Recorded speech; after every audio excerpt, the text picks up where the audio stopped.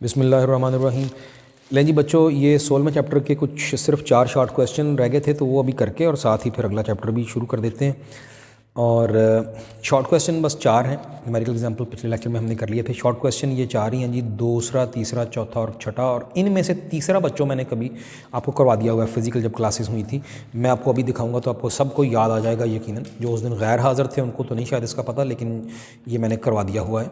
Simple सही है। फिर भी किसी को समझ ना आई दोबारा से फिर पूछ लीजिएगा। ये तीसरा शॉर्ट क्वेश्चन है, हाउ मैनी टाइम्स पर second will an incandescent lamp. यकीनन आपको याद आया होगा, ये मैंने करवा दिया अपनी तमाम क्लासों में। तो incandescent lamp reach maximum brilliance when connected to a 50 hertz source, इसका बता दिया था। तो ये हो गया। और कौन कौन से जी, दूसरा है और तीसरा मैंने क्या करवा दिया, चौथा और छठा है। दूसरा शॉर्ट क्वेश्चन देखिए जी, कहता है name the device that will, a part है permit flow of direct current but oppose the flow of alternating current. उस डिवाइस का नाम लें जो डीसी को तो चलने दे लेकिन एसी को अपोज करे। और B part permit flow of alternating current but not direct current.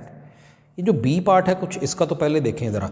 आपने जब पढ़ा था बच्चों एसी थ्रू एक कैपेसिटर, तो उसके पहले ही पैरे में शुरू में ही इंट्रोडक्शन में ही कुछ याद तो करें। आपने बच्चों ये पढ़ा हुआ है, आपने ये किया हुआ है कि कैपेसिटर जो है वो उसमें अल्टरनेटिंग करंट तो लगातार चलता रहता है। बल्कि ये मैंने ये क्वेश्चन पूछा भी था, ये शॉर्ट क्वेश्चन बना के मैंने पूछा भी था कि बताएं कि क्यों अल्टरनेटिंग करंट चल सकता है कैपेसिटर में से लेकिन डीसी नहीं चल सकता। तो ये आपका वो जो टेस्ट था उसमें ये दिया भी था। तो ये जो उसने कहा जी उस डिवाइस का नाम लें जो परमिट इजाज़त देता है अल्टरनेटिंग करंट को चलने की बट डायरेक्ट करंट को नहीं चलने देता, तो वो है जी कैपेसिटर। और वो कौन सा है, पहला पार्ट जो कि डीसी को चलने देता है लेकिन एसी को अपोज करता है बच्चों, वो है इंडक्टर। आपको पता है, मैं आपको वो फिक्रा भी याद दिलाता हूँ, और वो लेक्चर तो खैर आपने लिया ही हुआ है खैर, एसी थ्रू इंडक्टर। और उससे पीछे चैप्टर 15 में जब सेल्फ इंडक्शन टॉपिक पढ़ा था तो उसका लास्ट फिक्रा जो मैंने एसी थ्रू इंडक्टर पढ़ाते हुए भी बयान किया था, लास्ट फिक्रा वो था कि in AC circuits inductor behave like resistor. याद करें, मतलब ये कि ये अपोज करता है एसी सर्किट्स में, क्योंकि एसी सर्किट जब अल्टरनेटिंग करंट इसको देंगे तो लगातार चेंजिंग करंट है, चेंजिंग करंट इसमें लगातार चेंजिंग मैग्नेटिक फ्लक्स पैदा करेगा। चेंजिंग मैग्नेटिक फ्लक्स में पता है कि लगातार अपोजिंग सेल्फ इंड्यूस्ड ईएमएफ पैदा करेगा, और अपोजिंग ईएमएफ है, बैक ईएमएफ भी कहते हैं, तो जाहिर है ये फिर एसी को अपोज करेगा। अलबत्ता डीसी गुजरेगी, डीसी में कोई चेंज नहीं है। डीसी का मतलब होता है जिसमें ना मैग्नीट्यूड चेंज हो ना ही उसकी डायरेक्शन, जो प्योर डीसी होती है। वैसे तो डीसी की मैग्नीट्यूड चेंज हो भी सकती है, कभी बताया हुआ है आपको क्लासों में, लेकिन जब तक बताया ना जाए कि कौन सी डीसी, तो मतलब ऐसी डीसी जिसकी मैग्नीट्यूड भी चेंज नहीं हो रही है और उसकी डायरेक्शन भी चेंज नहीं हो रही, याद रखिएगा। तो डीसी जो है वो तो चेंजिंग नहीं है, वो कांस्टेंट करंट जब गुजरेगा कॉइल में से तो फ्लक्स चेंज नहीं होगा, फ्लक्स चेंज नहीं होगा तो सेल्फ इंड्यूस्ड ईएमएफ नहीं पैदा होगी, तो वो अपोज नहीं करेगी ओरिजिनल ईएमएफ को। चुनांचे डीसी को तो इजीली चलने देगा लेकिन एसी को ये ब्लॉक करेगा। बस हो गया जी, कुछ ऐसा ही आंसर है। लेकिन किताब वाले ने, आपकी नोट्स वाली जो किताब है उसने थोड़ा सा इसको और भी मैथमेटिकल भी छोटा सा टच दिया है, वो भी चलिए देख लेते हैं, वो भी ठीक है, अच्छा ही है। तो पहला पार्ट क्या था कि कौन सा डिवाइस है जो परमिट करता है डायरेक्ट करंट को लेकिन अपोज करता है अल्टरनेटिंग करंट को। तो कहता है the device that permits flow of direct current but opposes the flow of alternating current is inductor. कैसे है, क्यों है, मैंने पूरी डिटेल बता दी वैसे आपको, लेकिन उसने एक और बात भी की है। उसने कहा ये आपको पता ही है कि इंडक्टिव रिएक्टेंस का फार्मूला पीछे न्यूमेरिकल एग्जाम्पल में देखा भी था कि XL = 2πfL। अब फॉर डीसी की फ्रीक्वेंसी 0 होती है। भाई डीसी तो फ्रीक्वेंसी क्या होती है, नंबर ऑफ साइकिल पर सेकंड। उसके तो बेसिकली साइकिल नहीं होते, वो तो कांस्टेंट एक वैल्यू वाला डीसी चलता रहता है, सीधी लाइन आती है उसका ग्राफ प्योर डीसी का, जब तक बताया ना जाए कि वेरिएंग है। तो फ्रीक्वेंसी तो उसकी 0 ही है, फ्रीक्वेंसी 0 तो फिर XL 0 according to this formula, hence current maximum होगा, क्योंकि रिएक्टेंस क्या होती है, opposition to the flow of current पड़ा हुआ है पीछे। तो डीसी करंट मैक्सिमम इसमें चलेगा, लेकिन एसी की क्योंकि फ्रीक्वेंसी कुछ होती है तो उसको रिएक्टेंस का सामना करना पड़ेगा, चुनांचे वो अपोज करेगा उसको। तो ये वो डिवाइस है जो एसी को अपोज करता है, डीसी को इजीली चलने देता है। लेकिन कैपेसिटर वो है दूसरा part, the device that permits flow of AC but opposes या blocks, opposes oblique blocks the DC is capacitor. उसकी वजह वो वही फार्मूला उसी तरह का लिखा, कैपेसिटिव रिएक्टेंस है। और फॉर डीसी फ्रीक्वेंसी 0 होती है और 1/0 इन्फिनिटी आती है, मतलब मैक्सिमम पॉसिबल, तो मतलब इन्फिनिटी मतलब बहुत ज़्यादा, तो इट बिकम्स इन्फिनिट का मतलब है करंट 0 हो जाएगा। जब अपोजिशन टू दी करंट बिल्कुल ही इन्फिनिट हो जाएगी, मैक्सिमम बहुत ज़्यादा हो जाएगी, तो करंट तो फिर 0 हो जाएगा। इसका मतलब है डीसी इसमें से नहीं चल सकता। अलबत्ता एसी की क्योंकि कुछ ना कुछ फ्रीक्वेंसी होती है और वो 0 नहीं होती, तो 1/समथिंग कुछ ना कुछ आती है वैल्यू रिएक्टेंस की, तो इसलिए वो करंट ज़ीरो नहीं होगा, पर वैल्यू इन्फिनिट नहीं होगी, कुछ ना कुछ थोड़ी वैल्यू होगी, तो इसलिए AC को चलने देगा कैपेसिटर। ठीक हो गया जी। उसके बाद बच्चों शॉर्ट क्वेश्चन नंबर 4 और 6 हमारे रह गए। चौथा शॉर्ट क्वेश्चन देखिए जी, a circuit contains an iron cored inductor, a switch and a DC source arranged in series. एक सर्किट था, उसमें क्या क्या था, आयरन कोर्ड इंडक्टर है, एक स्विच है और एक DC सोर्स है जो सीरीज़ में है। ये मैं थोड़ी सी ज़रा इसकी, चलिए ये डायग्राम में भी थोड़ी सी बात इसकी कर दूँ। ये है जी हमारी ये वो सिचुएशन, ये एक आयरन कोर्ड इंडक्टर है, इसमें आयरन रखी हुई है। आयरन का काम बच्चे सिंपली ये होता है कि मैग्नेटिक फील्ड को बहुत स्ट्रॉन्ग कर देना, पीछे भी बड़ी दफ़ा बात हुई है। उसका मतलब है इंडक्टेंस बहुत ज़्यादा इसकी हाई हो जाएगी, इंडक्टेंस बहुत ज़्यादा हैवी इसकी हो जाएगी। अच्छा, तो फिर इसमें एक तो आयरन कोर्ड या आयरन की सलाख अंदर रखी है, इंडक्टर है, एक स्विच है और एक DC सोर्स है, सीरीज़ में है। एक स्विच है, ये स्विच है, और एक DC सोर्स है जी, AC नहीं है, DC सोर्स है सीरीज़ में। अच्छा, तो फिर क्या हुआ, the switch is closed, switch को क्लोज कर दिया मतलब ऑन कर दिया, स्विच ऑन कर दिया, and after an interval reopened, फिर दोबारा खोल दिया यानी ऑफ कर दिया। Explain why A spark jumps across the switch contacts, switch के जो दोनों कॉन्टैक्ट्स हैं, स्विच के जो दोनों सिरे हैं, उनके अक्रॉस एक चिंगारी जंप करके जाती हुई फील होगी, नज़र आएगी। तो क्यों ऐसा होगा ये एक्सप्लेन करें। ये स्विच पहले ऑन किया, करंट चल पड़ा होगा, और स्विच पहले ऑन किया तो कुछ इंड्यूस्ड ईएमएफ पैदा हुई होगी एक लम्हे भर के लिए इसमें, क्योंकि ज़ीरो से करंट बढ़ के आई हुआ होगा। ये बातें कभी थ्योरी में चैप्टर 15 में आपने की हुई हैं, जब यही बातें पढ़ रहे थे आप, वो जो सेल्फ इंडक्शन, म्यूचुअल इंडक्शन वगैरह इस तरह की बातें पढ़ रहे थे। तो करंट हुआ होगा जी मैक्सिमम, और इंड्यूस्ड ईएमएफ पैदा हुई होगी, लेकिन लम्हे भर के लिए हुई होगी, क्योंकि करंट ज़ीरो से आई हो गया, और उसके बाद कॉन्स्टेंट आई करंट चलता जब तक रहेगा तो इंड्यूस्ड ईएमएफ तो नहीं पैदा होगी। लेकिन बच्चों जब स्विच ऑफ किया, जो ही स्विच ऑफ किया तो करंट आई से मैक्सिमम वैल्यू से एकदम ज़ीरो हुआ। स्विच ऑफ करते ही एक चिंगारी लपक के जाएगी, ये स्विच के आर पार चिंगारी सी नज़र आएगी। अब कुछ आइडिया है आपको, पड़ा हुआ है, इलेक्ट्रिक डिस्चार्ज होता है, डिस्चार्ज ट्यूब्स में हाई वोल्टेज अप्लाई करते हैं। हाई वोल्टेज जब अप्लाई करें, ये दो इलेक्ट्रोड लगा के बहुत हाई वोल्टेज अप्लाई करें और अंदर लो प्रेशर पे कोई गैस भरी हो, तो उसमें से करंट चलने लगता है, बिजली सी नज़र आती है, जैसे स्पार्किंग सी होने लगती है। वही स्पार्क यहाँ भी कहता है पैदा हुई। क्यों बच्चों, हुआ ये कि जब आपने स्विच ऑफ किया, ऑफ करते ही जो ही ये हटाया इधर से, तो उसी वक्त चिंगारी पैदा हुई, उसी वक्त, उसी लम्हे। क्यों ऐसा हुआ ये बच्चों कि आपने पढ़ा हुआ है ईएमएफ, ज़ाहिर है सेल्फ इंड्यूस्ड ईएमएफ पैदा हुई इसमें, और सेल्फ इंड्यूस्ड ईएमएफ जो है वो L delta I over delta T, minus sign भी आता है, लेकिन आपको पता है हम उसकी कोई ज़रूरत नहीं होती है आमतौर पे। माइनस साइन बस ये होता है कि जी वो अपोजिंग नेचर की है इंड्यूस्ड ईएमएफ। अच्छा, अब अपोजिंग नेचर की है इंड्यूस्ड ईएमएफ, तो होगा ये कि जो सर्किट का ओरिजिनल करंट है, जब ये ज़ीरो होने लगेगा तो इंड्यूस्ड ईएमएफ ऐसी पैदा होगी जो ओरिजिनल करंट को, ज़ीरो होते हुए करंट को बढ़ावा देगी। ये बात आपने सेल्फ इंडक्शन वाले टॉपिक के लास्ट पैरे में पढ़ी है, चैप्टर 15 में फिर से देख सकते हैं, देख लीजिएगा। जब ओरिजिनल करंट ज़ीरो होने लगेगा तो सेल्फ इंड्यूस्ड ईएमएफ ऐसी पैदा होगी कि उसको ज़ीरो होने से रोकेगी, कहेगी नहीं चलो, वो ऐसा करंट चलाएगी जो कम होते हुए करंट को बढ़ावा देगा। ये बढ़ावा देगा, और हुआ ये कि स्विच ऑफ होते ही ये हुआ है, ये यानी डेल्टा T बहुत कम है, बहुत कम टाइम में फ़ौरन चिंगारी जाएगी। स्विच ऑफ होते ही जल्दी से, टाइम बहुत कम है तो ईएमएफ बहुत ज़्यादा होगी।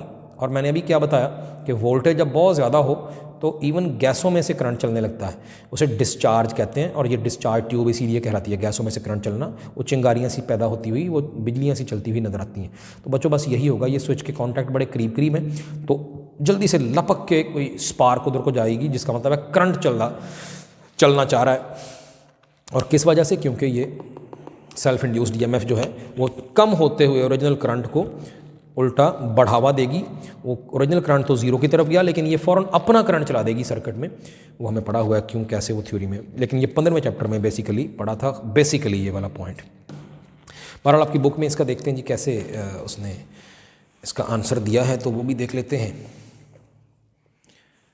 ये वाला कहता है रीज़न क्या है, व्हेन स्विच इज़ रीओपन्ड, जब स्विच दोबारा ऑफ किया गया, the current in the circuit decreases from maximum value to zero. उससे क्या होगा, दिस चेंजिंग करंट प्रोड्यूसेस है EMF, self induced EMF across the inductor which produces spark across the switch contacts, वो spark यानी heat या और light यानी current का चलते रहना थोड़ा सा दिखाएगी। और उसकी वजह मैंने ये बता दी आपको कि क्यों होगा ऐसा, क्योंकि वो इंड्यूस्ड ईएमएफ चाहेगी कि जो कम होता हुआ करंट है उसको कम होने की बजाय उसको और सपोर्ट करे, अपना करंट उसी सिमत में चला दे कम होते हुए, ज़ीरो होते हुए करंट को, तो वो जो चलता हुआ करंट है वो शो होगा वहाँ स्पार्क के तौर पर। आंसर इसने थोड़ा शॉर्ट बना दिया, वैसे थोड़ा सा और अगर हो जाए तो अच्छा ही है। मसलन ये लिख दें कि उसने कहा कि जी produces an EMF across the inductor which produces spark across the switch contacts, this ये मैं इधर ले लेता हूँ, आप इसका फिक्रा एक आध बढ़ा लीजिएगा। This induced EMF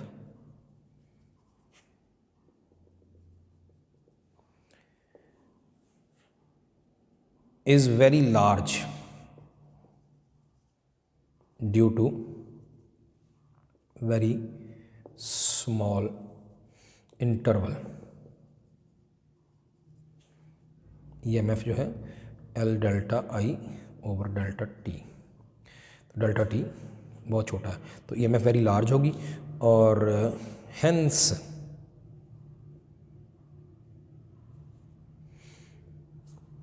an induced current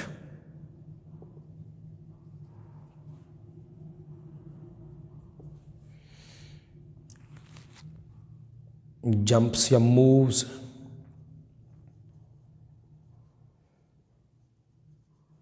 across the switch contacts। चलें ठीक है, और भी कुछ लिखा जा सकता है लेकिन काफ़ी है, कुछ किताब पे जो उसने लिख दिया थोड़ी सी वजाहत मज़ीद ये आप कर लीजिएगा। लें जी, इसको अब मैं मिटाता हूँ और हमारे पास लास्ट ठीक हो गया जी, ये तो हमारा चौथा हो गया। आगे बढ़ते हैं तो कहता है छठा जो है वो हमने करना जी अगला, तो कहता है कि in an RL circuit will the current lag और लीड द वोल्टेज। अच्छा ये वैसे मेरे करवाने वाला इतना है नहीं, मैंने ये बात थ्योरी में समझाई हुई है। आप सिंपली ये करें कि आरएल सीरीज सर्किट जो मैंने पढ़ाया था वो बस उसको देखें तो उसमें क्या बातें हुई हैं।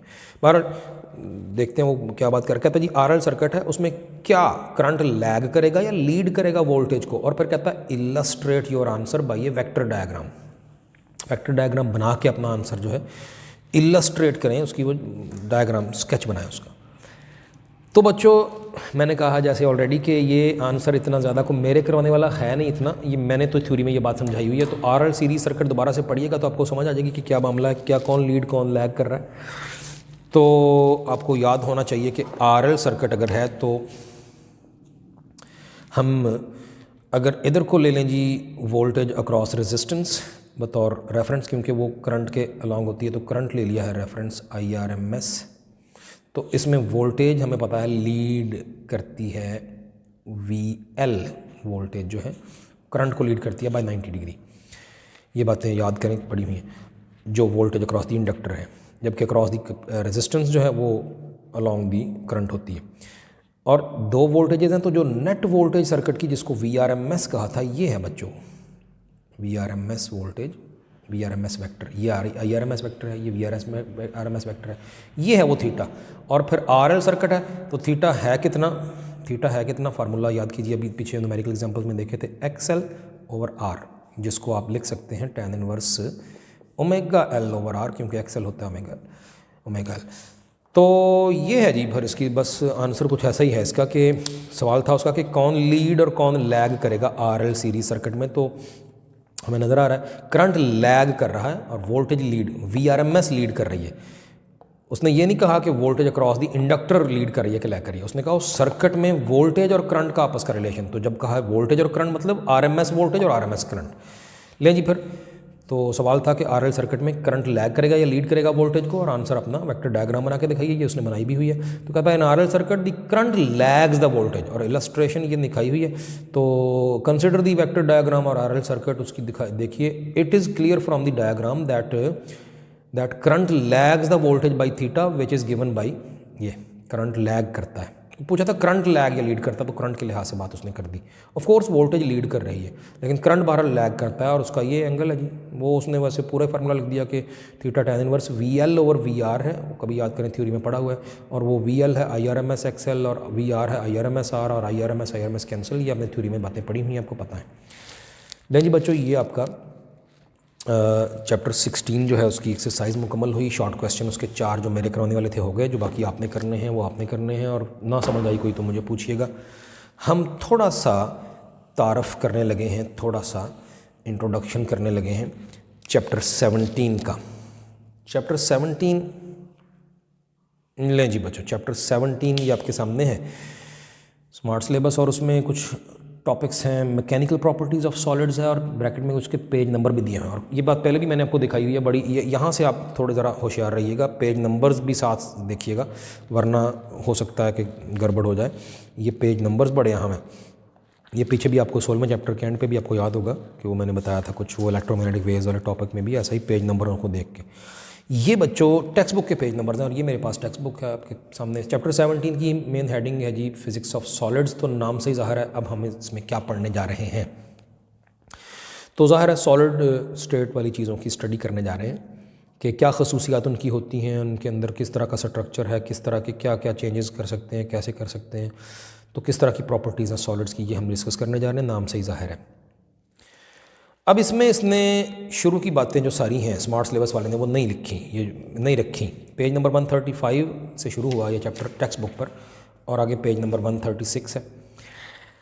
और चलिए शायद ठीक ही किया है, ये तो मैं इसके हक़ में हूँ कि ठीक किया उसने ये नहीं रखी। तो क्या क्या था यहाँ स्टार्ट में, क्लासिफिकेशन ऑफ सॉलिड्स है बच्चों, और ये देखें तो ज़रा क्रिस्टलाइन सॉलिड्स है, और इसके बारे में जो जो बातें की हैं। उसके बाद एमॉर्फस या ग्लासी सॉलिड भी इनको कहते हैं, और फिर पॉलीमेरिक सॉलिड्स है, और फिर क्रिस्टल लैटिस का कुछ थोड़ा सा इसने तारफ़ दिया है। ये मैं कह रहा हूँ कि ठीक ही किया, चलिए कोई नहीं, इसके बार गुजारा हो जाएगा। क्यों हो जाएगा? क्योंकि बच्चों आपने केमिस्ट्री में फ़र्स्ट ईयर में एग्जैक्ट यही पढ़े हैं, और मैं आपको सजेस्ट करूँगा, वैसे वो अब स्मार्ट सिलेबस में है तो नहीं, लेकिन बेहतर है थोड़ा जो बच्चे ज़रा शौक़ रखते हैं, ज़रा कॉन्सेप्ट वाइज बातें देखना चाह रहे हैं, तो वो एक दफ़ा प्लीज़, ये बहुत सिंपल सी बातें, कोई इतनी बड़ी पेचीदा नहीं है। क्रिस्टलाइन सॉलिड्स मसलन क्या होते हैं, तो जी वो ऐसे सॉलिड जिनमें एटम मॉलिक्यूल जो हैं वो तरतीब के साथ अरेंज्ड होते हैं, ऑर्डर्ड हालत में होते हैं।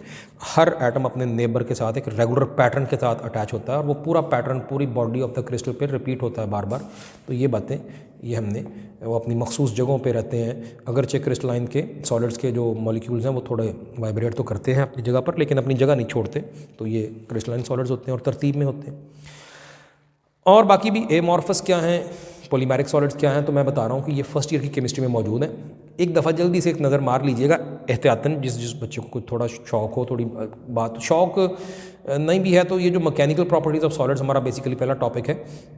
इसमें हम थोड़ा सा, बाकियों का तो नहीं, लेकिन क्रिस्टलाइन सॉलिड का मिसाल के तौर पर थोड़ा जिक्र भी इसमें हल्का सा होगा, और को बहुत ज़्यादा डिटेल में नहीं है, इसलिए मैं ये बातें नहीं पढ़ाऊँगा। अच्छा, तो फिर मैकेनिकल प्रॉपर्टी से शुरू किया। मैं फिर से दिखाता हूँ चैप्टर 17 की जो स्मार्ट सिलेबस में मैकेनिकल प्रॉपर्टीज़ ऑफ सॉलिड्स, और पेज नंबर पर गौर कीजिए 137 से लेके 142 तक। ये बात अहम है, यहाँ ये बात ख़तरनाक भी है कि आप अगर आप ये नहीं देखेंगे तो शायद आप ये, बल्कि यकीनन आप धोखा खा जाएंगे कि मैकेनिकल प्रॉपर्टीज़ ऑफ सॉलिड की सिर्फ हेडिंग है और उसके फ़ौरन बाद शुरू हो गई इलेक्ट्रिकल प्रॉपर्टीज़। तो शायद ये है जी मैकेनिकल प्रॉपर्टीज़ ऑफ सॉलिड्स, ये सारी, और ये सारी चल रही हैं स्ट्रेस, स्ट्रेन वगैरह, इलास्टिक कांस्टेंट्स, और शायद आप यहाँ पर ही ख़त्म कर दें, लेकिन ये हिस्सा मैकेनिकल प्रॉपर्टीज़ का ही है। Elastic limit and yield strength, इनका नाम नहीं लिया उसने, लेकिन ज़रा पेज नंबर तो देखें बच्चों। ख़तरनाक बात ये है कि पेज नंबर जो है वो मामला फिर उनकी वजह से गड़बड़ हो सकता है। देखिए 137 से लेके 142 तक ये मैकेनिकल प्रॉपर्टीज़ हैं। अब 137 आपका ये है जी 137, और यहाँ से मैकेनिकल प्रॉपर्टीज़ शुरू हुई, यहाँ से शुरू करना है। यहाँ से ऑनवर्ड 138 बी है, 139 बी है, 140 भी है, 141 भी है बच्चों, 142 भी है। ये यहाँ तक चलना है, ये पूरा है। ये भी ये हैं भी मैकेनिकल प्रॉपर्टीज़। ये जो हेडिंग्स है ना, strain energy in deform solid, ये मैकेनिकल प्रॉपर्टीज़ हैं। ये one of the mechanical property है strain energy, in deformed solids या डीफॉर्म्ड मटेरियल्स। ऐसे ही elastic limit and yield strength mechanical properties में है, सॉलिड्स की मैकेनिकल प्रॉपर्टीज़ हैं elastic limit and yield strength, तो ये इसका हिस्सा है, ये स्किप नहीं हो सकता। तो ये थोड़ा सा ज़रा इन चीज़ों से होशियार रहिएगा। बहरहाल आप भी रहिएगा, ज़्यादा तो काम मेरा है बतौर और टीचर के, मैंने आपको बताना है। तो आगे हम ये इलेक्ट्रिकल प्रॉपर्टीज़ ऑफ सॉलिड्स फिर पढ़ेंगे जी, वो भी पेज नंबर बाकायदा बताए हुए हैं 142 से 146, बल्कि अगर गौर करें 137 से शुरू हुए, 137 से 142 और 142 से ही फिर 146 तक, और 146 से अगला टॉपिक सुपर कंडक्टर का 146 से 147, और अगला ही साथ मैग्नेटिक प्रॉपर्टीज़ 147 से ही 151 तक, और फिर उसके बाद एग्जाम्पल्स। तो फिर तो कुछ भी नहीं छोड़ा इसने, माँ सिवाय वो जो केमिस्ट्री फर्स्ट ईयर की केमिस्ट्री वाला कुछ था, मैंने कहा कि एमॉर्फस, पॉलीमेरिक और वो क्रिस्टलाइन, तो बस उसके अलावा सारा चैप्टर ही है जी। सारा चैप्टर है, कुछ भी नहीं छोड़ा। एक दफ़ा 137 से शुरू हुए तो उसी सीक्वेंस में सारे के सारे पेज ही तो चल रहे हैं, कोई भी नहीं दरमियान में स्किप हुआ। ठीक हो गया, बात समझ आ गई क्या करना है क्या नहीं करना। लें जी बच्चों, इसमें फिर जल्दी से ज़रा मैकेनिकल प्रॉपर्टीज़ ऑफ सॉलिड्स, ये टेक्स्ट बुक पे है, लेकिन हम ज़रा इसको, ज़ाहिर है आपने तो नोट्स वाली बुक से पहले भी पढ़ा है, उसी तरह पढ़ना है, लेकिन मैं इसके थोड़ा सा आपको हल्का सा स्केच भी बना के ज़रा उसके मुताबिक बात करने वाला हूँ। तो स्केच क्या है जी, ये मेरे पास नोट्स वाली बुक मैं आपके लिए खोल रहा हूँ, ये हैं जी, यहाँ से ये बच्चों नोट्स वाली बुक पे असल में जो क्वेश्चन नंबर 3 है, ये वाला है जो आपका पहला है, discuss different mechanical properties of solids and deformation of a solid material, of a solid material. Deformation of solid से बात शुरू हुई। मैकेनिकल प्रॉपर्टीज बच्चों किस तरह की हैं, क्या हैं? मैकेनिकल प्रॉपर्टी ये होती है कि कोई सॉलिड जो है वो कितना सख्तपन है उसमें, या नरमपन है, लचकीला सा है, इलास्टिक बिहेवियर है, या कड़क किस्म का ठोस बहुत सख्त किस्म का है, इजीली दब सकता है, या फिर ज़्यादा रिजिड किस्म का है, उसको फैलाया या दबाया जा सकता है इजीली कि नहीं। इस तरह की मैकेनिकल प्रॉपर्टीज़। और मैं आपको बताऊं, मैं एक छोटी सी, जैसे हम अमूमन बनाया करते हैं मैकेनिकल प्रॉपर्टीज़ में एक लिस्ट सी, हम एक स्केच सा बनाते हैं कि मसलन किस तरह की बातें हमारी यहाँ पर आने वाली हैं of solids of course.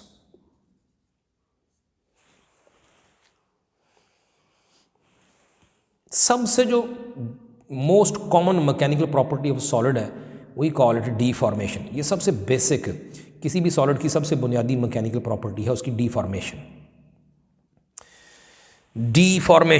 Deformation का मतलब है कि अप्लाइड फोर्स जब उस सॉलिड पर लगाएंगे तो वो उसको क्या रिस्पॉन्स देगा।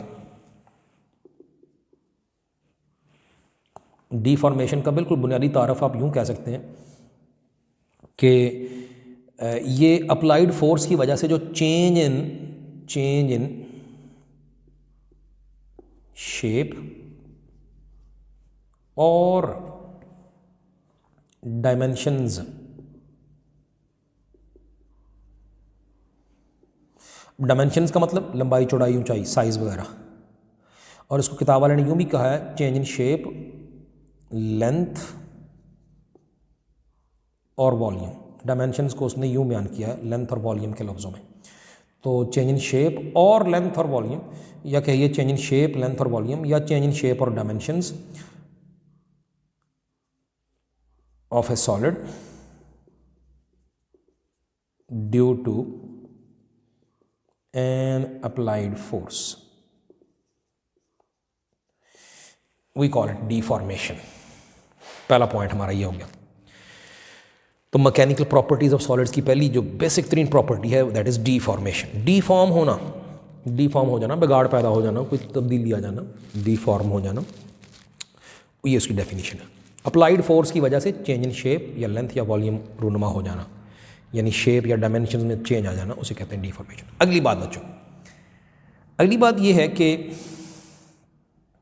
डीफॉर्मेशन की दो टाइप्स हैं। एक होती है टेम्परेरी और दूसरी है जी परमानेंट।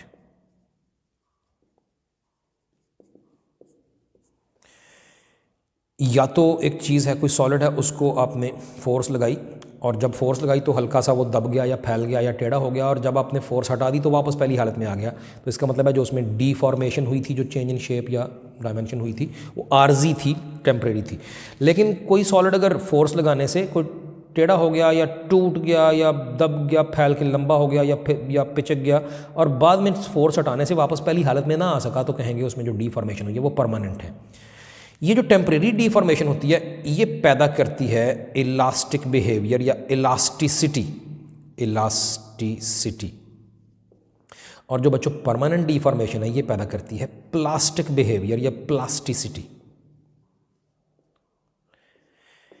दोनों में क्या फ़र्क है, इधर भी मैं इनको डिफाइन करने लगा हूं, लेकिन कहीं आगे जाके भी इनका तज़किरा आना है। इलास्टिसिटी बच्चे क्या होती है, it is the ability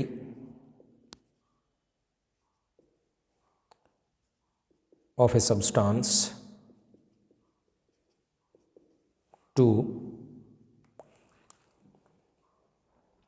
regain, दोबारा हासिल करना या रिकवर कह दें, रीगेन या रिकवर इट्स ओरिजिनल शेप और डायमेंशंस, डायमेंशन मतलब लेंथ, वॉल्यूम वगैरह, साइज उसका, after the removal of applied force.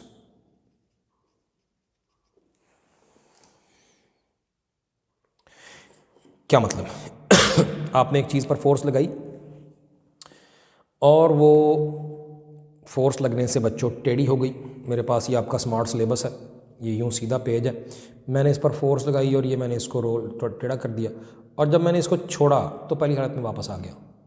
ये जो पहली हालत में वापस आने की सलाहियत है, इस सलाहियत को इलास्टिसिटी कहते हैं।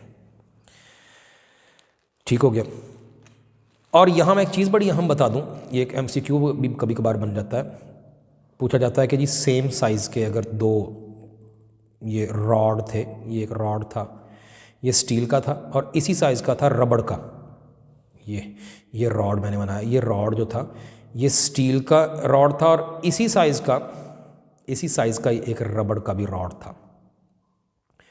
तो पूछा जाए कि इलास्टिसिटी किसकी ज़्यादा है, तो आप में से बहुत से यकीनन रबड़ बोलेंगे, हालांकि स्टील की ज़्यादा है। अकॉर्डिंग टू दिस डेफिनेशन ज़रा गौर करें, सेम साइज़ के दो रॉड है, एक रबड़ का एक स्टील का। तो बच्चों ये जो रबड़ का, ये मसलन ये मार्कर है, तो ये एक रॉड समझ लें, तो मैं इसको यूँ फोर्स लगा के अगर टेढ़ा कर दूँ, मैं इसको अब मार्कर को करूँगा तो नहीं, वैसे मुझे लगता है होगी भी नहीं, शायद नहीं, थोड़ी थोड़ी हो जाएगी। तो मैं इसको अगर फोर्स लगा के टेढ़ा कर दूँ और फिर फोर्स हटाऊँ तो वापस पहली हालत में आ गई। ये इसकी एबिलिटी इलास्टिसिटी है। स्टील का एक रॉड उसी साइज़ का, मार्कर के साइज़ का ही कह लें, और इसी साइज़ का रबड़ का हो, आप खुद सोचें इस इतनी मोटाई का बच्चों, इतनी मोटाई का और इस साइज़ का अगर स्टील का रॉड हो, तो मुझे लगता है कि मुझसे वो नहीं दौड़ा होगा। शायद कोई बहुत बड़ा पहलवान इस साइज़ का स्टील का रॉड हो तो शायद उसको थोड़ा टेढ़ा कर दे, मुझे लगता है कि मुझसे तो नहीं शायद होगा। अगर थोड़ा सा हो भी गया, जैसे ये मार्कर भी थोड़ा मुश्किल से ही हो रहा है, अगर थोड़ा सा वो हो भी गया टेढ़ा, तो स्टील का रॉड फोर्स हटाने से वापस पहली जगह हालत में आ जाएगा इजीली। लेकिन सोचिए, जितनी फोर्स लगाने से मैंने स्टील के रॉड को हल्का सा टेढ़ा कर दिया, एग्जैक्ट उतनी ही फोर्स मैं रबड़ के रॉड पर लगाऊं, रबड़ की एक सलाख हो तो उस पर लगाऊं, तो बच्चों वो तो इधर टड़क करके टूट जाएगी, या फिर शायद वो कोई लचकीली सी ऐसी रबड़ है कि वो मुड़ के ऐसे जैसे च्युइंगम होती है, तो आप कभी उसको मुंह से निकाल के मतलब हाथों में पकड़ लें तो बाद में हाथ धो लीजिएगा, तो उसको आप थोड़ा सा यूँ फैला दें या ज़रा उसको टेढ़ा कर दें, तो वो जहाँ थी उधर की उधर ही रह जाती है। तो इसका मतलब हुआ कि वो जो है वो उसमें इलास्टिसिटी नहीं है, उसमें वो एबिलिटी नहीं है to come back to regain its original shape और dimension after the removal of the applied force. वो स्टील में ज़्यादा है। तो ये बड़ी अहम बात है कि स्टील की इलास्टिसिटी रबड़ से ज़्यादा होती है। अगली बात करते हैं जी, प्लास्टिसिटी क्या है बच्चों। यही सारी डेफिनेशन में टाइम नहीं ज़ाया करूँगा ये लिखने में, सिर्फ एबिलिटी की जगह लफ्ज़ लिख देंगे इनएबिलिटी। यही सारी डेफिनेशन, बस एबिलिटी की जगह इन, बल्कि एक लफ्ज़ सिर्फ इजाफी आया इन, इस जगह पे बस इन का लफ्ज़ लगा रहे हैं, तो यही सारी डेफिनेशन प्लास्टिसिटी की है। It is the inability of a substance to regain its original shape और dimensions after the removal of the applied force. लें जी, ये बिल्कुल बुनियादी, सबसे बुनियादी हमने कहा मैकेनिकल प्रॉपर्टी ऑफ सॉलिड जो है वो डीफॉर्मेशन है, उसकी डेफिनेशन कर दी और उसकी दो टाइप्स बता दी, और उन दोनों टाइप्स का रिजल्ट क्या निकलता है। टेम्परेरी डीफॉर्मेशन का रिजल्ट इलास्टिसिटी कहलाता है, परमानेंट डीफॉर्मेशन का जब यानी चीज़ वापस पहली हालत में ना आ सके अप्लाइड फोर्स को हटाने पर भी, तो उस को कहते हैं प्लास्टिक बिहेवियर या प्लास्टिसिटी कहते हैं इसको। चलें, ये छोटी सी बात हो गई।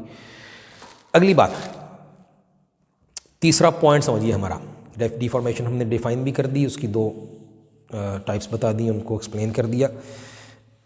थोड़ी सी अब ये बात जैसे बुक पे है, जो मैंने एग्जांपल्स एक दो दे दी हैं, बुक पे भी उसने कुछ एग्जांपल्स दी हैं और मैं नहीं समझता कि वो आपको याद करने की ज़रूरत है। मैं किसकी बात कर रहा हूँ, ये मैं जल्दी से वैसे बोल देता हूँ। चलिए, ये बच्चों डिफॉर्मेशन इन सॉलिड्स, पहले तो उसने कहा any change produced in length, volume और shape of an object when an external force is applied is called deformation. ये मैंने अभी डेफिनेशन की थी, अभी इधर मिटा दी मैंने। तो ये तो ठीक है, ये तो आपको चाहिए, लेकिन ये जस्ट एग्जांपल्स दो दी हैं, ये आपको कोई याद करने की कोई ऐसी ज़रूरत नहीं है। मैं समझता बस कोई ऐसा ये पेपर में बतौर लॉन्ग क्वेश्चन ये शुरू से आता भी नहीं है कभी कि जी डिफॉर्मेशन क्या है और उसकी वजाहत सारी करें। कुछ कॉन्सेप्ट को शॉर्ट क्वेश्चन वगैरह के लिए चाहिए होते हैं या कोई MCQ वगैरह के लिए। ये दो एग्जाम्पल दिए इसने, और ये बस मैं इनको पढ़ने की बजाय, आप खुद पढ़ लीजिएगा, मैं इनको पढ़ने की बजाय ये इधर से दिखा देता हूँ जी। पहले तो उसने ये दी, ये रबड़ की बॉल है, वो कह रहा है जी हर तरफ से एक फोर्स लगा के आपने इसको स्क्वीज़ कर दिया, दबा दिया तो दब जाएगी, और जब आपने छोड़ा तो वापस पहली हालत में आ जाएगी। बस यही कहा है इसने, यही सारा कुछ लिखा है। और फिर सिमिलरली उसने कहा जी एक रबड़ की कोई स्ट्रिंग है, तार, रबड़ की तार है, उसको आप बाहर को फैलाएं तो खिंच के लंबी हो गई, और जब उसने कहा छोड़ दिया तो वापस पहली हालत में आ गई। Now on removing the applied force the string will return to its original length. तो ये दो बार सिंपल सी एग्जांपल्स हैं कि जी इलास्टिसिटी समझाने के लिए उसने ये बताया कि डिफॉर्मेशन हो गई, ये दब गई, ये बॉल दब गई, लेकिन बाद में फोर्स हटाई तो फिर ये पहली हालत में भी आ गई। ये है कि डिफॉर्मेशन भी हो गई और पहली हालत में वापस आ गई। इलास्टिसिटी भी साथ ही बता दी, और इसी तरह रबर स्ट्रिंग का भी यही बताया कि फोर्स लगने पर डिफॉर्मेशन हो गई और हटाने पर वापस आ गई। अब डिफॉर्मेशन इन क्रिस्टलाइन सॉलिड्स की बात कर रहा है। क्रिस्टलाइन मैंने कहा इस जगह पे आपके कोर्स में नहीं है, लेकिन आपने केमिस्ट्री में पढ़े हुए हैं। ऑर्डर्ड स्ट्रक्चर होता है उनका, एटमों और मॉलिक्यूलों की तरतीब होती है उनमें, ऑर्डर्ड, तरतीब याफ्ता। अच्छा, उसमें अब डिफॉर्मेशन इन क्रिस्टलाइन सॉलिड्स की बात थोड़ी सी करते हैं, और फिर साथ ही आज का इलास्टिसिटी पर ये बस यहाँ पर ख़त्म करते हैं। फिर कल से इंशाल्लाह ये स्ट्रेस वगैरह और फिर अगली बातें कुछ जो है ना, ये हम अगले लेक्चर में इंशाल्लाह करेंगे।